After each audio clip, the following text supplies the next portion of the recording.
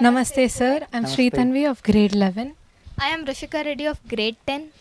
We are delighted to invite you for an interview, sir, because we are aware of your role as the solar man of India, often referred to as Solar Gandhi, the founder of Energy SWARAJ Foundation. But we would like to learn more about your experiences, sir.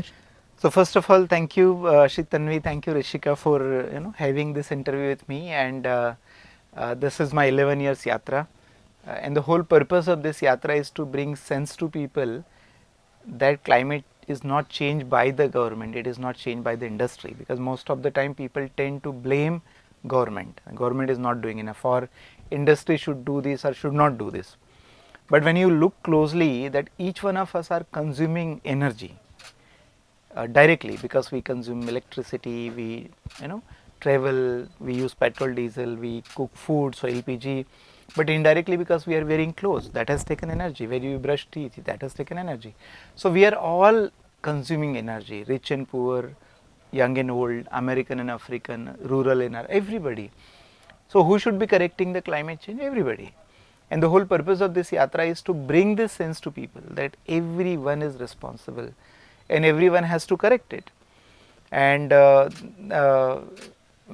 the world is actually teaching in other way. What world is saying? Consume more. There are advertisement of wardrobe refresh sale, and buy new clothes and buy new this. And I keep asking people, you can afford to buy because you may have money, but whether nature can supply, because nature is not growing with your growth, right? You are growing, your GDP is growing, your income is growing, your science is growing, your technology is growing. Is the size of the planet growing? No. Is the water on the planet growing? No. Is the minerals growing? No. Everything is fixed. Only humans think that we should grow. So there is something wrong. And when you explain people that yes, there is something wrong, and the wrong is me, people understand. So there is an impact, and this is my 4th year of yatra, and I'm not tired yet. It shows that there are some good things are happening. People are understanding this message, and they are trying to do something. So, sir, achieving something at this level is not an easy thing. I'm sure that there have been a lot of hard work, dedication, and determination. But after all that, being called as the solar man of India, Solar Gandhi, how does it make you feel, sir? Well, I mean, it's more than the name and title. It's the what is the satisfaction that I'm able to do that. That is more important, because if you're not able to do what you want to do from inside, then you will not feel good. This title of Solar Man of India, Solar Gandhi, brings additional responsibility that I have to, even do greater goods, because people now start expecting. So it definitely feels good, but of course it means more responsibility. Out of all the other branches of engineering, what made you to choose the Department of Energy Sciences, sir? Well, I mean, I see intrinsically I did not choose it. So I was a student of electronics and telecommunication during my bachelor's. Then I did masters in microelectronics. But by that time I realized that I want to work on some technology which is useful for society. So microelectronics engineer, what they do, they design chips that goes into the mobile phone and computers. And I felt, what is this electronic chip, is how it is going to be useful for my village and when it will become useful. And therefore I thought I want to work on a technology that is useful right now. And this is way back in 99, when I left my job and went for PhD in solar energy, because I thought that is one technology that is required, because energy is everything. We need energy for cooking, lighting, everything is required energy. And if you can provide quick energy at their own place, like solar energy, then that will be great. So that is how I shifted from microelectronics to solar energy. So, sir, being on an unpaid leave for such a long time, I think it's one of the difficult decisions that one can take. Actually, it requires a lot of courage, but you were able to do it for the sake of nation. So, what made you to initiate this, sir? Well, I mean, when you realize that your needs are actually very limited, you don't need lot, you don't need a lot of money, you don't need to accumulate so much of wealth. and every other act that you do in your life is for being healthy and happy. You know, everybody wants to be happy. Why do I eat an ice cream? Why do you need to eat an ice cream? Can you survive on this planet without eating ice cream? Yes. But you still eat an ice cream. Why? Because you like it. You want to be happy, right? So that is the ultimate purpose. Accumulating money is not the purpose. And how much is required to live a healthy life and happy life? It's not much, you know. So when you realize your ultimate aim is to become happy, not to accumulate material, then going on unpaid leave is not a difficult job, you know. And fortunately we have not been spending a lot of money. We've been saving, and that is good enough for me and my family to survive. My daughters and wife also do not demand a lot of things. You know, we have to go to vacation to, you know, some America or, you know, Himalaya. That's not required. So then your needs are very little. And then taking such decision of going on unpaid leave is, it's okay. We don't feel that much. You know. Why 11 years, sir? Like, is there any significance for that number? Yeah, of course. I mean, 11 years. I mean, first of all, this is such a big problem. It's not a problem of one state or one country or one continent. You know, it is a problem of the entire humanity, the whole world. Now I am out there to solve the problem of the world. Now, you think 1 year of YATRA is going to be enough, or 2 years of YATRA is going to be enough? No. It has to be really long, right? And I thought 1 decade is good, right? At least you will know whether it is working or not working. Yeah. Because we never know whether YATRA will be effective or not. And we have to try to figure out whether it will be effective or not. So at least 1 decade. Also, when I started thinking in 2020, you know, 2030 is the Sustainable Development Goals target of United Nations. So that it aligned very well with that also. And finally, 11 is a, you know, good number in India, right? We donate 11 rupees and everything is 11. So 11 is a Shubh number, right? And that's why it everything fell in one place. You know, 11 years YATRA as aligned with Sustainable Development Goals, and it is long enough time for anybody to try whether things are working or not.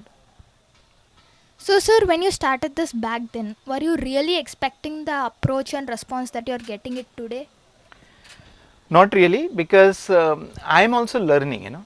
So because I was a professor of IIT Bombay earlier, and I used to do research on technology and science and writing books for engineers.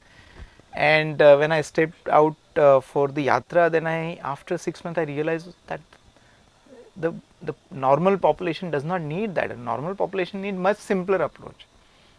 So I have developed a training called energy literacy. As a professor of IIT Bombay, I never thought about energy literacy. It's only when I am on the road and I am meeting so many people that I realize that before we do anything else, let us understand energy. Solar energy comes later. First, let's understand the game of energy that is happening on this planet. And our scripture says that the whole world is play of energy.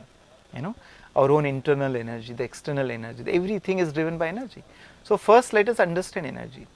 Once you understand the whole game of energy, then you can take the right steps. So I am also learning, and I feel good that, you know, I took that decision. I feel good that I left my home and sitting in this bus and meeting people, because I don't know what will happen to the world, but I am personally evolving and learning, and I am feeling happy that now I can give a vision not only to the country but to the whole world, that what is right and what is not right, where the humanity is going wrong, what is the right path. So I feel good about it, and I feel lucky also that I am able to do this with the support of my families, friends, everyone else. I mean, thankfully because of this work, everybody is supportive. So my family has become, now the whole country has become my family. Everything has its own flaws, sir. So does solar energy. To use it, we'll need batteries and solar panels, for which we require metals and other resources. They might eventually run out too. So what is your solution for this, sir? Don't use it. See, if there is a flaw, don't use it, right? Or reduce your use, minimize it as little as possible, right? And that's why, you know, what I have done is I have stopped ironing my clothes. So that is avoided. You know, at my home there is no refrigerator. There is no geyser. I take bath with the cold water. We don't put air conditioner. There is no air conditioner at home.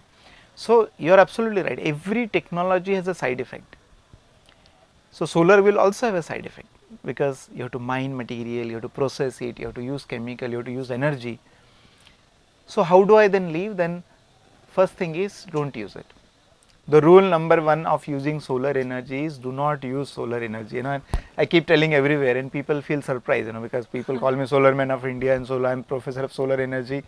They expect me to say that use solar energy, but what I say, don't use solar energy. Even solar you please avoid. Avoid what is avoidable, because every action will have some impact. So avoid and minimize it. You can use energy very efficiently. There are many technologies which are very efficient. It requires less energy, like LED lights. There are super efficient fans, there are super efficient refrigerator, there are super efficient washing machine. Use those. So your needs are very little. And when your need is little, then use solar energy. Because nature has a tolerance limit. Nature has been tolerating all of us, right? Yes. We have been doing all kind of nonsense things and digging here and doing all that. Nature still has a tolerance limit. So when you do things little within the tolerable limit, then you are fine. You can still sustain life on the planet. Sir, there are many other renewable and non-conventional resources out there like wind and water. But why did you opt for solar energy? I think it might not be the most efficient resource during rainy or cloudy days. So what made you to work on solar energy? First of all, we have to realize that rain is also solar energy. The water cycle, the monsoon cycle will not happen without solar energy, you know. It's because of sun only the water evaporates, it becomes cloud, then it condenses. Biomass, it will not grow without solar energy. Wind, it will not blow without solar energy.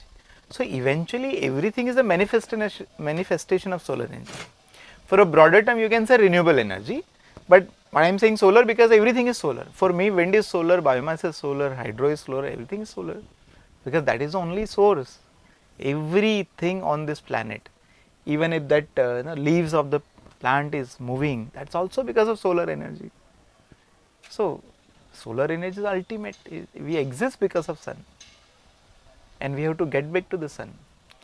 All the problems in the world is happening because we moved away from the sun, because we are using energy from coal, oil, gas, LPG, CNG.